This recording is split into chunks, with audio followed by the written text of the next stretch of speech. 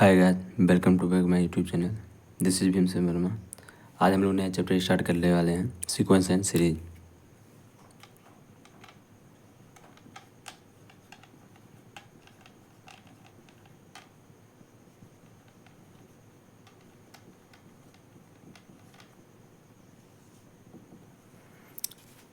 तो first of all हम लोग सीक्वेंस का डिफिनेशन देख लेते हैं कि सीक्वेंस होता क्या है।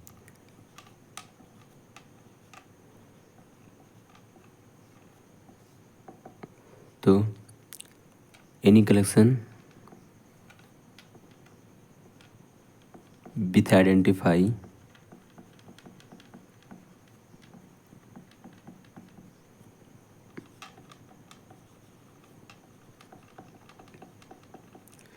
First term and second term and so on.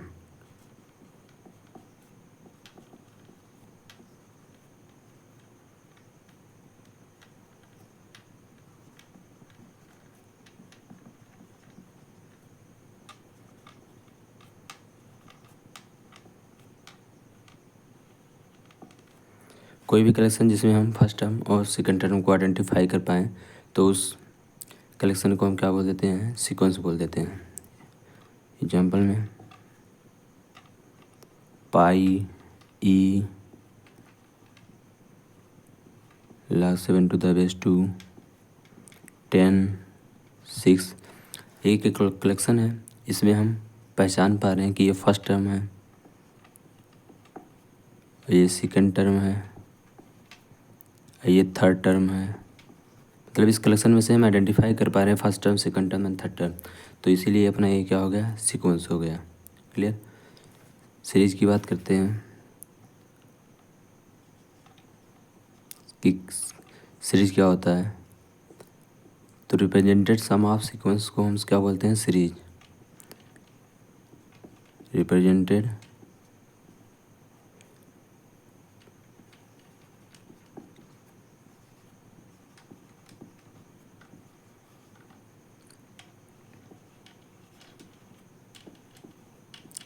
Represented sum of sequence को क्या बोलते हैं, सीरीज बोलते हैं। ठीक। तो जैसे अपना ऊपर वाला एग्जाम्पल तो हमने दिया, ठीक है। वो अपना अगर सीक्वेंस है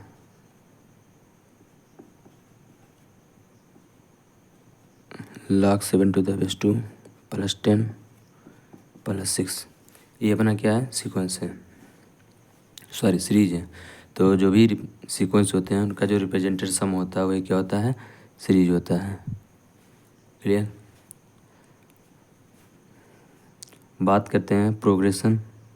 प्रोग्रेशन क्या होता है। अच्छा, इसे इस तरह डिनोट किया जाता है, सिग्मा चिन्ह से डिनोट किया जाता है और इसे लिखा जाता है कुछ इस r बराबर 1 से लेके r बराबर n। यहाँ क्या होता है, टी आर मतलब क्या होता है, नंबर ऑफ टर्म। उस सीक्वेंस में कितने टर्म है, ठीक है। तो इसे रिप्रेजेंट किया जाता है इस तरह कुछ। प्रोग्रेशन की बात करते हैं। तो प्रोग्रेशन क्या होता है,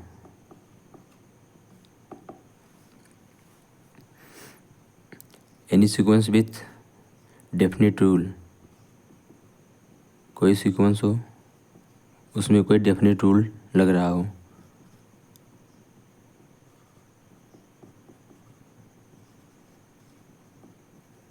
डेफिनेट रूल, जैसे ऊपर इस वाले सीक्वेंस में देखिए, इसमें कोई रूल नहीं यूज हो रहा। बस हमें क्या कहना था, कोई कलेक्शन होना चाहिए था जिसमें हम पहला फर्स्ट टर्म, सेकंड टर्म और जो भी टर्म है उनको हम आइडेंटिफाई कर पाएँ। लेकिन होता क्या रहा है, हो क्या रहा है, प्रोग्रेशन। तो सीक्वेंस हो जाता था। प्रोग्रेशन में क्या होता था कि कोई भी सीक्वेंस हो लेकिन उसमें क्या हो रहा हो, कोई डेफिनेट रूल यूज हो रहा हो, तो अपना सीक्वेंस क्या हो जाएगा, प्रोग्रेशन हो जाएगा। जैसे इसमें कोई डेफिनेट रूल नहीं यूज हो रहा है। एक तो पाई है, यहाँ पर ई है, log 7 to the base 2, तो यहाँ पर कोई रूल यूज नहीं हो रहा। तो कोई भी सीक्वेंस होगा जो उसमें कोई रूल, डेफिनेट रूल लग रहा है, तो उस सीक्वेंस हम क्या बोलते हैं, प्रोग्रेशन बोलते हैं। जैसे कुछ इस तरह r स्क्वायर r के पावर 4 r के पावर 6 एंड सो ऑन।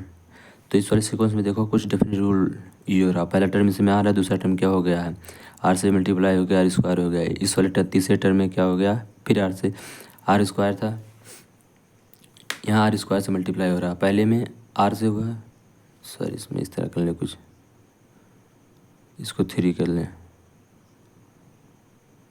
इसे 4 कर लें। हर एक टर्म में पहला टर्म आर था, इसमें किससे मल्टीप्लाई हुआ, आर से हुआ, मतलब इनका जो कॉमन रेशियो निकालेंगे हम तो क्या आएगा, आर आएगा हर एक टर्म को। मतलब सेकेंड टर्म क्या है, फर्स्ट वाले टर्म में आर से मल्टीप्लाई किया गया, और थर्ड जो टर्म आएगा वो सेकंड में क्या किया गया, आर से मल्टीप्लाई किया गया। ऐसे ऐसे हर एक इंक्रीजिंग जो टर्म आएगा उसमें क्या किया जा रहा है, आर से मल्टीप्लाई किया जा रहा है। अगर जो मान लो इसका इनथ जो टर्म आएगा वो क्या आ जाएगा, आर टी एन -1, इसका क्या आ जाएगा, इस सीक्वेंस का nth टर्म क्या आ जाएगा, टी एन जो आएगा वो क्या आ जाएगा, आर इंटू टी एन -1, क्योंकि जो अगला टर्म आएगा वो इसके पहले वाले टर्म में आर का मल्टीप्लाई है। ठीक, तो ये चीज़ है। तो और एक एग्जांपल देते हैं इसका।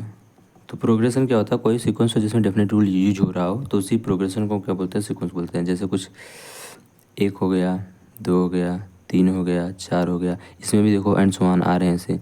इसमें क्या पहले एक था, पहले वाले टर्म में हमने 1 जोड़ा तो 2 आ गया, इसमें 1 जोड़ा 3 आ गया, 3 में 1 जोड़ा 4 आ गया। तो देखो ये डेफिनेट रूल हमेशा यूज हो रहा है, तो इस वाले सीक्वेंस को हम क्या बोल देंगे, प्रोग्रेशन बोल देंगे। ठीक, आगे बढ़ते हैं हम लोग।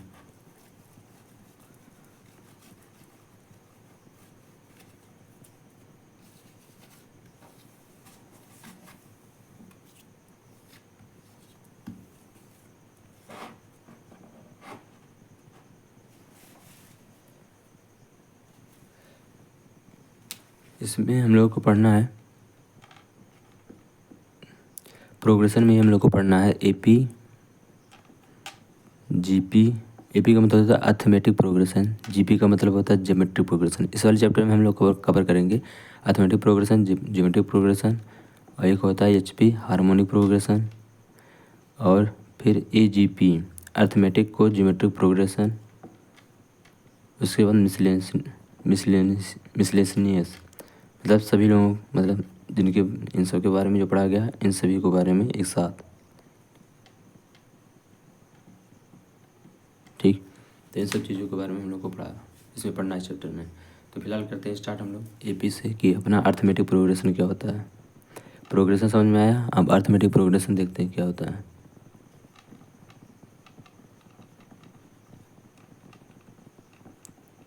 अर्थमेटिक प्रोग्रेशन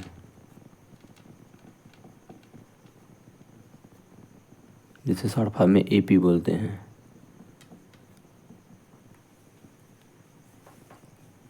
तो इसमें क्या था, प्रोग्रेशन हुई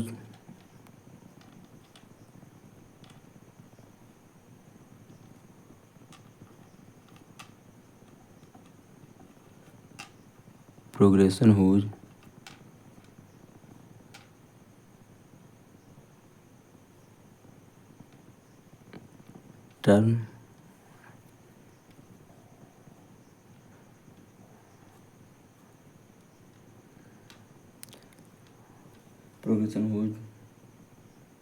terms increases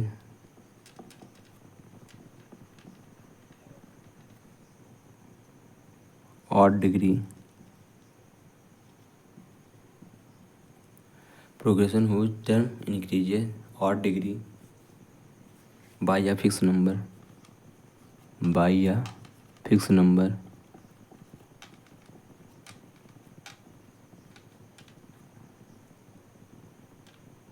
d। तो कोई भी प्रोग्रेशन हो जो इंक्रीज करे, जिसके टर्म इंक्रीज करें बाय 8 डिग्री, जिसके टर्म इंक्रीज करें बाय 8, जिसके टर्म इंक्रीज कर रहे हो 8 डिग्री जैसे, और उनका जो नंबर हो बाय फिक्स नंबर जिसे हम डी बोलते हैं। ठीक, तो उसी को हम क्या बोलते हैं, अर्थमेटिक प्रोग्रेशन। यहाँ का जो हम ये देखें कि अगर जो if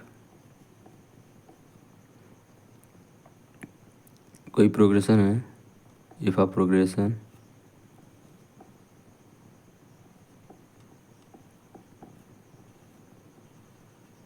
whose first term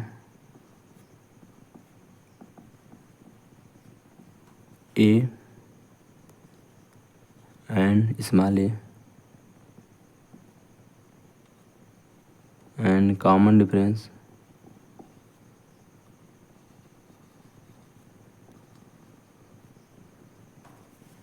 first term a and common difference small d, then standard appearance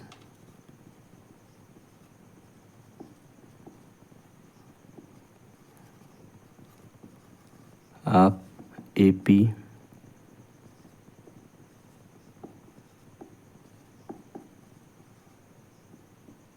and so on. इसका nth टर्म क्या हो जाएगा, A + n - 1 D, इसी को TN बोल देते हैं और ये लास्ट टर्म है, ये अपना फर्स्ट टर्म। तो अगर जो कोई प्रोग्रेशन है जिसका फर्स्ट टर्म स्मॉल ए है और कॉमन डिफरेंस स्मॉल डी है, तो उसका उस AP का स्टैंडर्ड अपीयरेंस जो होगा वो कैसा दिखेगा, वो इस तरह दिखेगा A + D, A + 2D and so on dash dash dash dash. Last term इसका क्या जाएगा, A + n - 1 to D। तो यहाँ से हम लोग पहला टर्म है, ये दूसरा टर्म है, ये तीसरा टर्म है, ये nth टर्म है। तो यहाँ से TN का फार्मूला होता है, TN का फार्मूला क्या हो जाता है, A + n - 1 इंटू D। ए क्या है पहला टर्म और ये क्या है,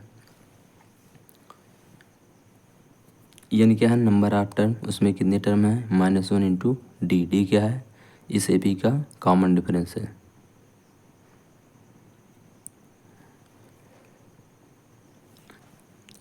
हम बात करते हैं rth टर्म या nth टर्म। rth टर्म या जनरल टर्म को बेसिकली बोलते हैं nth टर्म। तो rth टर्म या फिर nth टर्म दोनों बात सेम ही है। तो इनको nth हमने यहाँ लिखा है, rth टर्म अगर जो लिखना है तो TR बराबर क्या हो जाता है, यहाँ A प्लस यानी कि जगह क्या हो जाएगा R - 1 into D। 8T rth term होता है और nth टर्म होता है। तो हम लोग आगे बढ़ते हैं, यहाँ कुछ नोट है। पहला पॉइंट ये है कि अगर जो D > 0 है तो AP अपना कैसा होगा, इंक्रीजिंग AP होगा, इंक्रीजिंग AP। और D अगर जो <0 है तो अपना AP क्या होगा, डिक्रीजिंग AP। और D = 0 हो जाएगा तो कांस्टेंट, AP अपना क्या हो जाएगा, कांस्टेंट, C पॉइंट। ठीक, क्लियर। आगे बढ़ते हैं। अब हम लोग क्वेश्चन कर लेते हैं, ठीक है।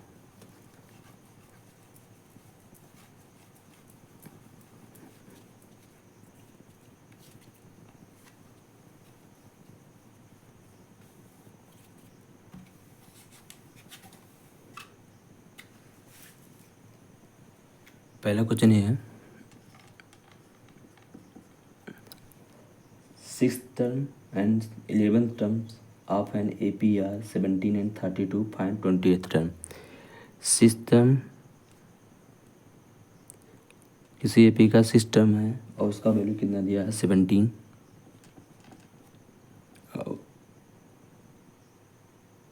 11th टर्म उसका वैल्यू दिया है 32। तो करेंट 20th टर्म का वैल्यू क्या आएगा ये बताना है। तो कोई AP है जिसका 6th टर्म दिया है 17, 11th टर्म दिया है 32, तो 20th टर्म 20वां टर्म क्या आएगा उस AP का, ये हमें क्या करना है, फाइंड करना है। तो बहुत ईजी है। अगर यहाँ पर 6 टर्म है तो इसे हम क्या लिख सकते हैं, A + 5D बराबर कितना, 17। 11 टर्म है तो क्या लिख सकते हैं, A + 10D = क्या, 32।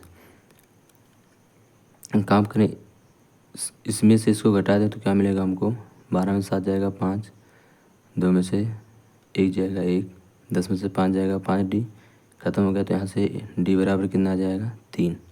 अब यहाँ से D बराबर 3 आ गया, इसमें रख दें, ठीक है। तो A बराबर हमें कितना मिल जाएगा, 15, 15, 17 में से 15 जाएगा, कितना आ जाएगा, 2। तो A आ जाएगा 2 और डी आ जाएगा कितना 3। क्लियर। इससे अगर जो पहला क्वेश्चन मान लें तो ये हो जाएगा, इसे दूसरा क्वेश्चन मान लें तो दूसरे में से हमने फर्स्ट को घटा दिया तो 5d बराबर 15 आ गया और डी बराबर कितना आ गया 3। डी को हमने पहले क्वेश्चन में रखा तो वहाँ से ए निकल गया, तो यहाँ से ये चीज़ आ जाएगी। तो यहाँ 20th टर्म निकालना था तो 20th टर्म को क्या हो जाएगा a प्लस 19d। तो a का वैल्यू कितना है 2 और 19 यहाँ पर क्या आ जाएगा 3d का बराबर 19 57 57 2 59 तो 59 आ जाएगा। तो उस AP का विसामा टर्म क्या होगा 59। अगला क्वेश्चन है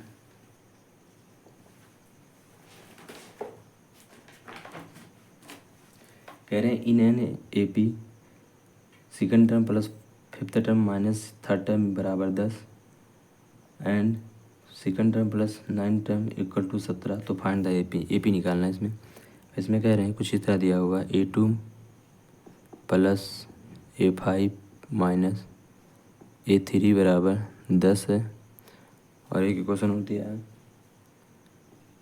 A2 plus A9 equal to कितना 70 दिया है। कह रहे हैं हमें क्या करना है AP निकालना है।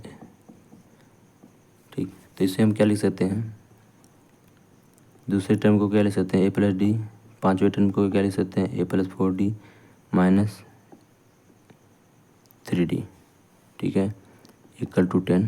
इधर क्या लिख सकते हैं दूसरे टर्म को A plus d plus A plus 8d equal to क्या 17। अब यहाँ से देखें अगर हम इसको देखेंगे, ठीक है कहाँ गया ये, तो 1 2 A और 1 कैंसिल हो जाएगा तो इसको ऐसे भी लिख सकते हैं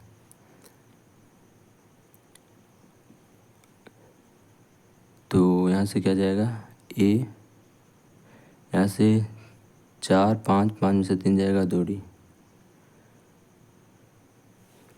4 5 5 में से 3 जाएगा 2d बराबर 10। इसको हम ऐसे लिख सकते हैं। ठीक है, तो इधर क्या आ जाएगा 2d 9d प्लस 2a बराबर 17। अब हम करेंगे क्या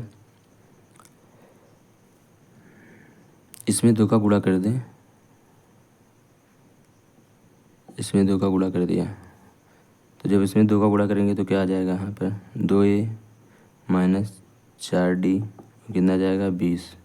अब इसमें से हमने क्या किया इसको घटा दिया तो यहाँ से क्या आएगा 3, ये कैंसिल हो जाएगा और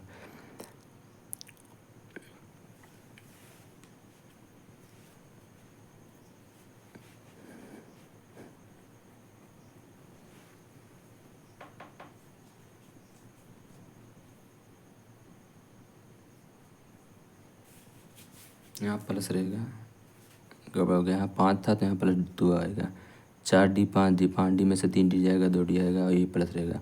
अब यहाँ से घटाएंगे तो क्या हो जाएगा 4 में से 9 घटाएंगे तो -5 आ जाएगा।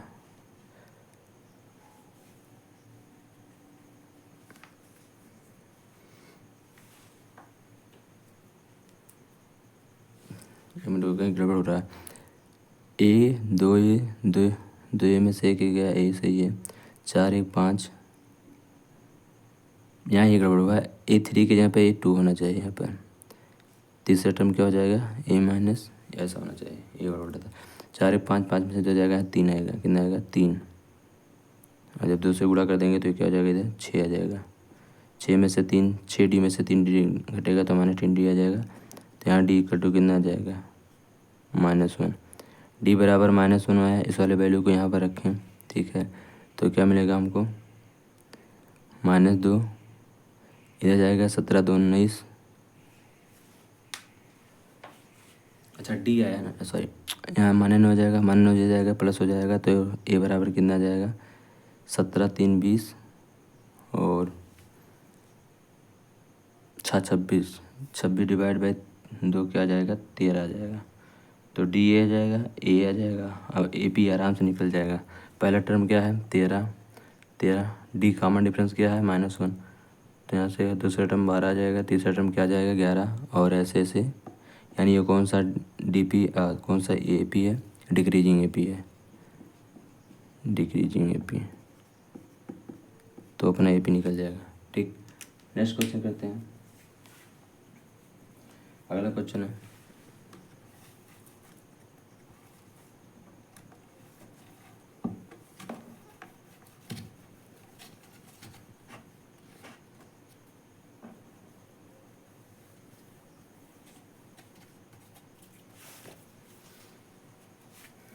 कह रहे हैं in an A P t p बराबर कोई टर्म है टी पी और किसके बराबर है क्यू, और टी क्यू बराबर कोई टर्म है टी क्यू किसके बराबर है पी, और टी आर बराबर दिया है p plus Q minus r. यही शो करना है। कोई ए पी है जिसमें टी पी बराबर क्यू दिया है और टी क्यू बराबर पी दिया है, तो then show that t r बराबर p plus Q minus r. ये हम लोग को क्या करना है, शो करना है। तो यहाँ से हम इसको करते हैं। पहले टी पी बराबर क्या ले सकते हैं, मान लो जो ए पी है उसका पी एस टर्म जो है टी पी जो है वो क्या है a plus p minus one equal to क्या क्यू, और उसी ए पी का टी क्यू जो टर्म है उसे हम क्या ले सकते हैं a plus Q minus one, अच्छा कॉमन डिफरेंस उसका डी है इक्वल टू क्या आ जाएगा पी। अब करें क्या, काम कर रहे हैं इसमें से इसको घटा दे रहे हैं। ठीक है, इसमें से इसको क्या किया जा रहा है, घटा दिया जा रहा है। तो यहाँ से मिलेगा क्या हमको पी माइनस क्यू, और यहाँ से क्या हो जाएगा डी क्यू माइनस पी आ जाएगा। ठीक है, घटाएंगे तो ये आ जाएगा। तो यहाँ से डी इक्वल टू कितना आ जाएगा -1, डी बराबर -1 आ गया। इसमें पुट करें चाहे इसमें पुट करें, इसमें पुट कर दे रहा हूँ डी बराबर -1, तो ए बराबर इक्वल टू कितना आ जाएगा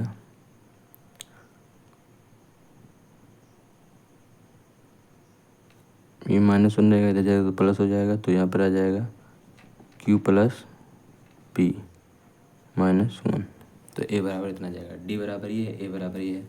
अब टी आर टर्म को देख लेते हैं। तो t r equal to t are term को क्या लिख सकते हैं ए प्लस आर -1 डी, ये किसके बराबर होना चाहिए पी क्यू माइनस आर के बराबर होना चाहिए, p plus Q minus are के बराबर होना चाहिए। तो यहाँ पर जगह कम है तो यहाँ लिख दे रहा हूँ। ए का वैल्यू क्या है ये पूरा है, तो यहाँ ए का जगह पे हम क्या रखेंगे पी प्लस क्यू -1, यहाँ डी का वैल्यू क्या है -1, तो -1 से मल्टीप्लाई करें तो यहाँ पर क्या आ जाएगा -r + 1 इक्वल टू क्या आना चाहिए p plus Q minus r. ठीक है, इधर लिख रहे हैं इसको। तो यहाँ से क्या आ जाएगा ये कैंसिल हो जाएंगे इससे, तो ये पर आएगा क्या P plus Q minus R equal to P plus Q minus R. तो L H S R H S बराबर हो जाएंगे, हेंस प्रूफ कि टी आर टर्म जो हो जाएगा P plus Q minus are के बराबर आ जाएगा। अगला क्वेश्चन करते हैं। नेक्स्ट क्वेश्चन है first and second terms of an A P √2 and √3 respectively, find fourth terms and common difference. किसी ए पी का है पहला टर्म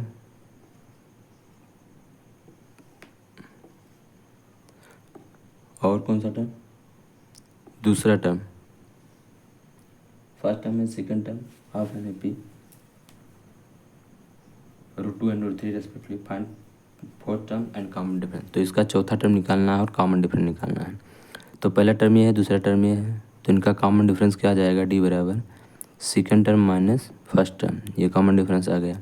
अगर जो हमें टी थर्ड निकालना है, ये क्या है टी फर्स्ट, ये क्या है टी सेकेंड। तो हमें टी थर्ड निकालना होगा तो क्या करेंगे सेकंड टर्म में कॉमन डिफरेंस जोड़ देंगे, यानी √3 सेकंड टर्म है, इसमें जोड़ देंगे किसको कॉमन डिफरेंस को, मैंने बताया था। ठीक है, तो ये क्या आ जाएंगे 2√3 माइनस √2, ये थर्ड टर्म आ गया। कॉमन डिफरेंस पूछे थे हो गया, कह रहे थे टी4 निकालना है। कोई ये पेज जिसमें टी1 फर्स्ट टर्म उसका दिया है √2 और सेकंड टर्म दिया है √3, तो हमें चौथा टर्म निकालना है कॉमन डिफरेंस। कॉमन डिफरेंस आ गया टी4 बराबर क्या आ जाएगा इधर टी4 बराबर क्या हो जाएगा ये टी थर्ड है, तो तीसरे टर्म में हम कॉमन डिफरेंस जोड़ देंगे, तो 2√3 माइनस √2 प्लस क्या कर देंगे √3 माइनस √2। तो यहाँ से क्या आएगा ये जुड़ के क्या जाएंगे 3√3 माइनस 2√2, तो चौथा टर्म अपना क्या हो जाएगा ये हो जाएगा आंसर। नेक्स्ट आगे बढ़ते हैं, अगला क्वेश्चन सॉल्व करते हैं।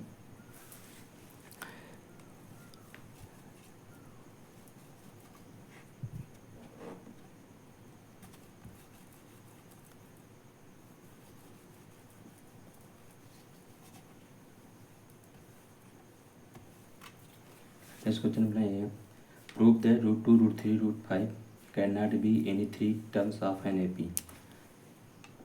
√2, √3 and √5 can not be any term of an AP। ये जो टर्म है ये किसी AP के कोई भी टर्म नहीं हो सकते हैं। ये हमें क्या करना है, इसमें प्रूफ करना है। तो इसे प्रूफ इस तरह कर सकते हैं कि मान लो जो रूट टर्म रहा होगा किसी AP का वो क्या है, A + P - 1 D बराबर √2 है। √3 किसके बराबर रहा हो, A + Q - 1 D। मान लो √2 कोई टर्म रहा होगा, pth टर्म हो उस AP का जिसका फर्स्ट टर्म A हो, कॉमन डिफरेंस D हो, तो इसके बराबर आ जाएगा। और ये क्या आ जाएगा उसी AP का, मान लो एक qth टर्म है √3 तो इसके बराबर आ जाएगा, इसके बराबर आ जाएगा। मान लो वही ठीक है, √5 किसी AP का rth टर्म हो उसी AP का जिसके ये दोनों हैं, तो क्या आ जाएगा, इसका rth टर्म D आ जाएगा, उसका कॉमन डिफरेंस है। ठीक, तो यहाँ पे हम कर लें, ये 3 इक्वेशन बन जाएगा अपने। पहले में से दूसरे को घटा दें, ये पहला मान लें, इसे दूसरा मान लें, इसे तीसरा मान लें। इसमें से जब इसको घटाएंगे तो हमें क्या मिलेगा, P - Q D। इधर क्या आ जाएगा, √2 - √3।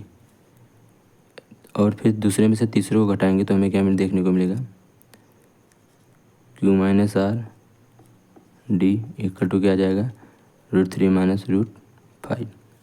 यहाँ से क्या देखने को मिल रहा है कि इनका डिफरेंस, जैसे इनका और इनका डिफरेंस क्या आ गया, LHS का डिफरेंस क्या आ जाएगा, रेशनल। ये रेशनल नंबर है और ये क्या हो जाएंगे, इरेशनल नंबर हो जाएंगे। यहाँ भी इस से दिख रहा है ये रेशनल नंबर है पूरा और ये क्या है, इरेशनल नंबर है। तो कभी भी रेशनल नंबर और इरेशनल नंबर बराबर नहीं होते हैं। हैंस प्रूफ कि किसी भी AP के कोई भी जो टर्म होगा वो √2, √3, √5 ये सब नहीं आएंगे। तो यहाँ से प्रूफ हो गया इसको।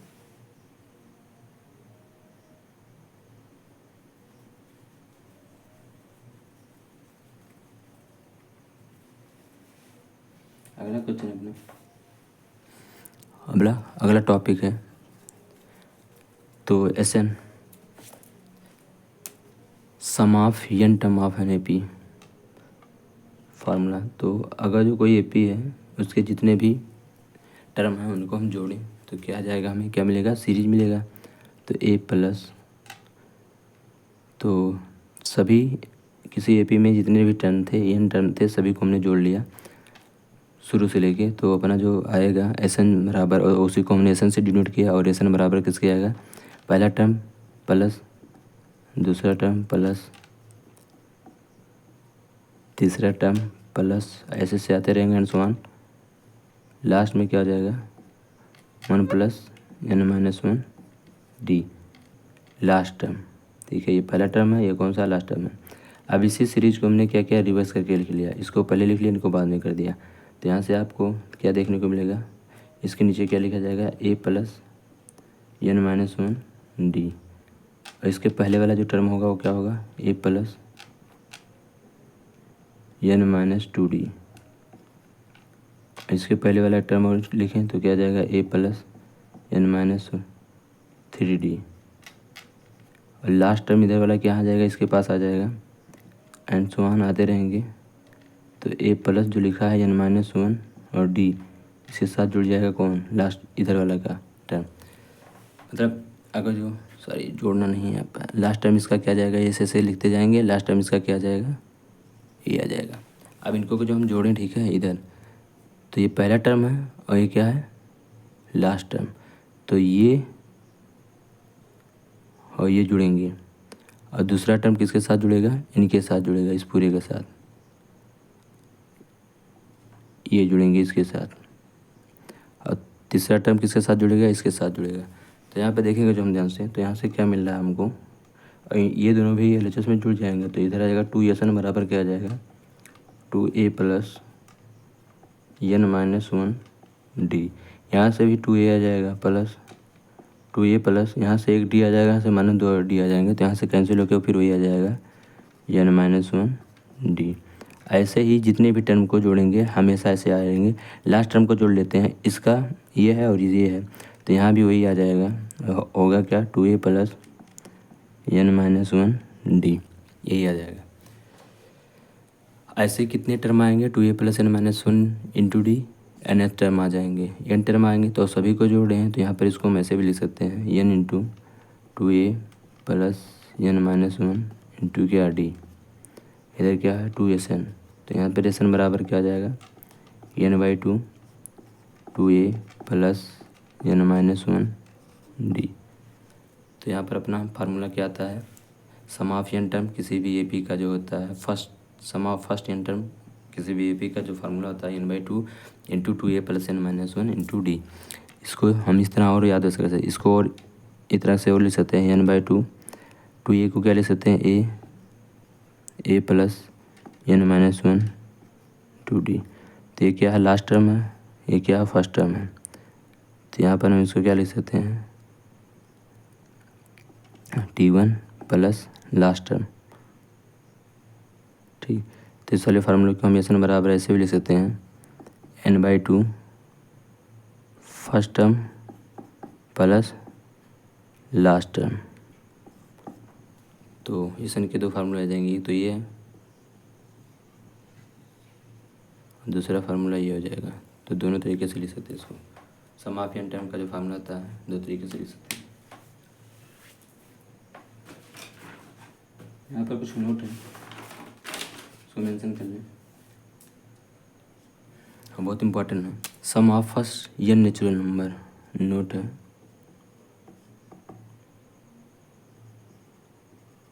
सम of first natural number. Sum of first natural number जो होता है जैसे 1 plus 2 plus 3 plus 4 plus and so on, last term जो आएगा, तो इसका जो वैल्यू आता है किसके बराबर आता है n/2। तो इसका लिख लेते हैं, मान लो फर्स्ट टर्म इसका ऐसे से पी के जा रहा है और उसका एक n टर्म किया जाएगा n आ रहा है, तो इन सबको जोड़ेंगे, लास्ट नेचुरल जो टर्म आएगा वो n है, तो क्या आ जाएगा इसमें कितने टर्म है n/2, पहला टर्म क्या है 1, लास्ट टर्म क्या हो जाएगा n, तो n into n plus one divide by 2, यही होता है क्या sum of first n natural number. Sum of first n natural number का जो फार्मूला होता है sum of first n natural number, तो क्या जाता है n into n plus one by 2, और ये बहुत इंपॉर्टेंट है, इसको आता है पहला पॉइंट। दूसरा पॉइंट क्या है, sum of first n odd, sum of first n odd number, sum of first n odd number.